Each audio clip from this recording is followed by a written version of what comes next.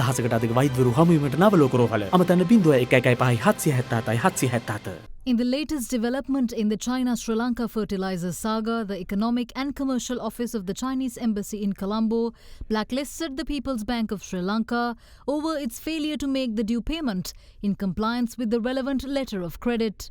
Issuing a statement on Wednesday, the embassy said that the People's Bank has what it termed a vicious letter of credit default, which has caused huge losses to Chinese companies in international trade in Sri Lanka.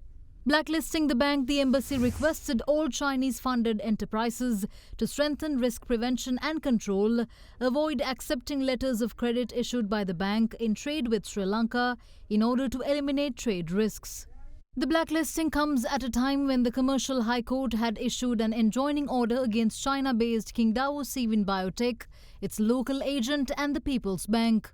Enjoining order delivered last Friday prevents the People's Bank from making any payment under a letter of credit opened in favor of the Chinese company or its local agent.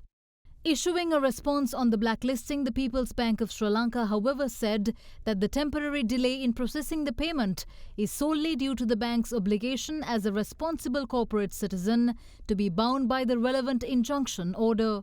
The Economic and Commercial Counselor of the Embassy of China has blacklisted People's Bank for default. I would like to place on record that an enjoining order has been received preventing the bank from honouring its obligation under a letter of credit opened by the bank. Once the matter at the courts is settled, we will be taking necessary action to honour our obligation under this transaction. We have already intimated our stand on this matter to the Embassy of China.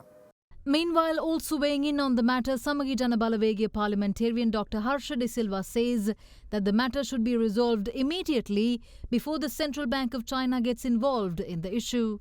The Chinese embassy has blacklisted the People's Bank in the embassy. I don't know to what extent that is enforceable by the Chinese central bank, but it is certainly a warning that this matter needs to be resolved. And if People's Bank is saying, look, we can't do anything about it because there is an injunction against us on paying this money to the Chinese company, how that is going to be resolved with the Chinese party is another matter, because this is an international transaction that they have entered into and not a local one. If they don't resolve it at this point, and by any chance it gets taken up at the level of the Chinese central bank, and the Chinese central bank then through their mechanisms blacklist People's Bank of Sri Lanka in China, then that becomes a serious matter, because the bulk of our imports come from China, and there certainly will be a contagion effect if People's Bank will then spread to other banks, both state and private. And it may spread from China to other countries of the world. So not only we will have a problem of dollars in importing food and medicines and everything else that are essential, on top of that, our LCs will not be accepted anywhere. So we are heading into a grave disaster. This needs to be resolved immediately.